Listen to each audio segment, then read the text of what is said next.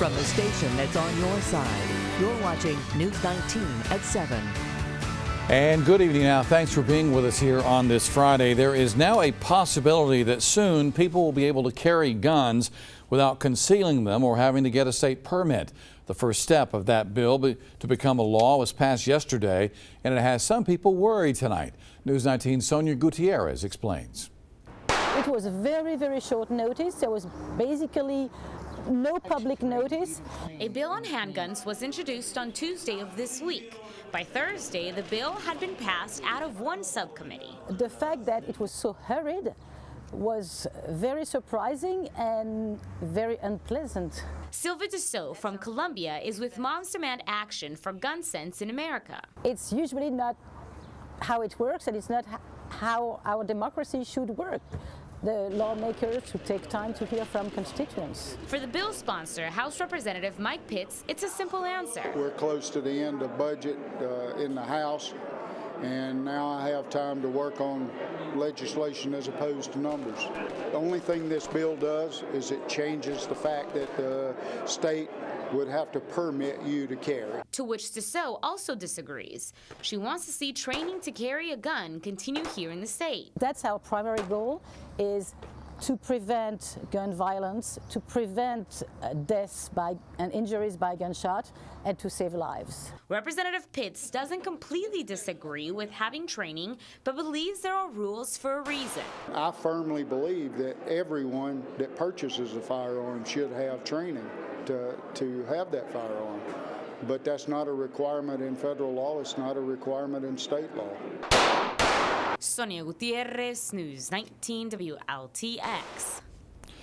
The little boy who survived a car crash that killed his parents yesterday is now being taken care of by extended family members. His parents died on I-20. Troopers say a drunk driver hit their disabled vehicle. We spoke to their family members today who are obviously devastated by all of this. And for their lives to be snatched away from them, and for that young baby to survive, it's only by the grace of God that he was. I don't even know how he was able to survive in the car. The car was mangled. Again, the baby is now being taken care of by his extended family. A missing man from Kershaw County has been found dead after an anonymous letter tipped investigators off to where he could be found with GPS coordinates. Authorities say 35-year-old Adam Ray Davis was found in a shallow grave in Lee County. Investigators say he had no visible wounds. He had been missing since late December from his home in Bethune. If you have any information that can lead to his killer, call Crime Stoppers at 1-888-CRIME-SC. Sumter police now have made an arrest in connection with a fatal stabbing that took place this morning. 21-year-old Desjuan Lemon was found at a home with stab wounds and later died at the hospital. Police say Lemon's girlfriend, 19-year-old Anastasia Singleton, was taken into custody and charged with murder. Authorities say they are still unsure what led up to the incident, but say it could have been an argument that turned violent. Singleton is being held tonight at the Sumter County Jail. An Orangeburg County man now has been charged with burglary and several counts of kidnapping. He's 21-year-old Brandon Berry. Investigators say he broke into a home last week with others. The group is said to have held people hostage and robbed the home. Berry's being charged with first-degree burglary, also with 4 counts of kidnapping, criminal conspiracy, and possession of a weapon during the crime. More arrests are expected soon. Now, the Midland's most accurate forecast with Chief Meteorologist Jim Gandy. Showers and some thunderstorms moved through the area this morning, but didn't produce that much rain. Just 0.05 of an inch of rain at the airport, 0.09 of an inch of rain in the city. For the month of March, we're still about an inch below normal. As far as temperatures were concerned, the low this morning was 50 at the airport, 51 in the city. Both locations warmed up to 77, but it's cooling off now. 64 degrees in Columbia under clear skies. Winds are from the north at 16, gusting to 23 miles per hour. Tonight, it'll remain mostly clear. We're expecting a low of 39. Tomorrow, it'll be partly cloudy with a high temperature of 60 degrees. Then tomorrow night, increasing clouds, and during the early morning hours of Sunday, a cold rain starts to come in with a low of 36. More on that forecast is coming up. All right, Jim, thank you. A lot of people look at their water bill and wonder why it is so high. The city of Columbia is working to fix that problem. The water system is a step closer to a system now that will give you those details before that higher bill ever comes in. News 19's Lana Harris joins us tonight with all those details. JR, the city of Columbia wants to spend about $40 million to completely overhaul the city's old water meter system, getting more efficient meters for customers. Paying our water bills is a necessary evil. Things run the house, I gotta have water to do.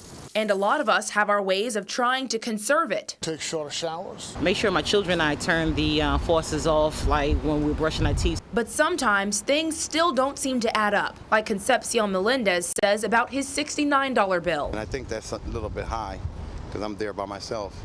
And all I do is flush toilets, take one shower a day, and brush my teeth. Your water meter is usually found underground, on or near your property, but it doesn't give you much information. Your meter reading is one data point a month. That means you usually won't know you're using more water until a higher bill comes at the end of the month. But that could be about to change. Imagine knowing how much water I use a day versus how much water I use a month. Joey Jaco, the director of engineering for the city of Columbia, says you can with their new advanced metering infrastructure. It's actually tied to a network, so it's real-time data that you as a customer can take advantage of. That means more control over your usage. You might want to cut back. Maybe I'm using too much water. And knowing there's an issue before you get the higher bill. If you have a line break or something on your property, an excessive amount of water is going through your meter, you can get a notification right after it happens. Melendez says it could be the answer he's looking for. I hope, and I'll see when that happens. I'll see how my water bill is. Jaco says they'll make this recommendation to the Columbia City Council in April, and if approved, they plan to start installing the new meters this fall. It'll take more than 3 years to get all those meters up and running. Technology, though, these days, you can know your bill before as it progresses here. That's just amazing. Which is insane. Yeah, Lana, thank you so much. Well, a disappointing day for the Gamecocks as they lose in their first game in the SEC tournament. Our Joe Cook is in Nashville with the disappointing details. Joe Cook and Alex English here in Nashville for the SEC men's tournament. Unfortunately, Gamecocks fall in the quarterfinal to Alabama, 64-53. Tough loss for the Gamecocks, but one thing that kind of stood out from this game was really the bench production. Raheem Felder had a pretty good game today for USC. Raheem Felder, we talked about the bench production not being there. Today it was there. Raheem Felder came in, he played well.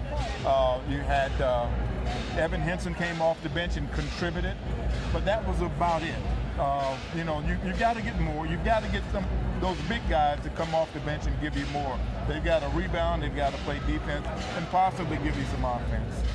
And a lot of disappointment for USC, having Darius Stonewall, the player of the year. Kind of had a quiet night, still led the team in scoring with 16 points. When we talked about the bench, we mentioned Evan Henson, Raheem Felder, Dwayne Notice didn't score. What else does this Gamecock team need in order to improve as they go into the NCAA tournament? Well, when I look at the stat sheet from the night, they got out rebounded 42-27. They've got to do a better job of rebounding, and that just goes back to having the bigs on the bench come in and give you some production. Mike Kozar, Chris Silva, they've got to rebound, and if they can score, they've got to give us some scoring as well. Hopefully the Gamecocks will be able to do just that as they look forward to Selection Sunday. Where will the Gamecocks land in the tournament bracket? We'll find out. But that's all we have from Nashville at the SEC Men's Tournament. For Alex English, I'm Joe Cook reporting for News 19 WLTX. All right, guys, we appreciate it. Still ahead, more sports news tonight as Dawn Staley gets another honor, this time the head coach of the Olympics team. We'll have the details on that and the latest from Founders Park in a moment.